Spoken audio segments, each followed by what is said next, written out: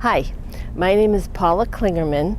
I'm from Connecticut, and I'm here at the International Quilt Festival in Houston 2017. And I have with me my quilt that is a picture of a kudu. And a kudu is an antelope that's found in Africa. And I call him, "Am I not handsome?" Because usually when you approach an antelope, the antelope just runs away. But this guy came out of the woods, stood there, posed, waited for us to take his picture, and then when we were done, he ran away. So I get a lot of my inspiration from Africa. In 2009, I took a trip to Africa, and I just loved it. I went to Botswana. It was wonderful. So when the travel agent said she was going back, she was only taking 12 people. She said first come, first serve.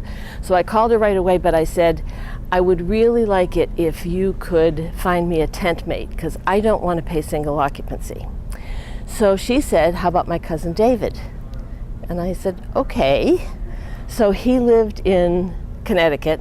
I lived in Massachusetts. We decided that we would meet halfway so we could meet each other first.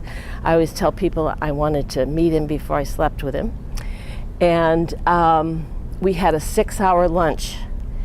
So by the time we went to Africa, we had a symbolic wedding ceremony, complete with drummers and Maasai dancers and a beautiful African sunset. So I have been to Africa several times and get much of my inspiration for my quilts from Africa and from the photographs that I take when I was there.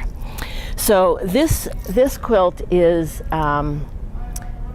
machine appliqued. It is machine quilted, and there is a lot of thread work in here. I wanted him to look like he had real fur, so there are multiple colors of thread in the fur, and it's very thick. It almost feels like a tapestry when you look at it. And of course the challenge here was to try to get the antlers, which are spiral, to look three-dimensional and look like there's a real spiral there. So I really love him, and he thinks he looks handsome, and I kind of think he looks handsome too.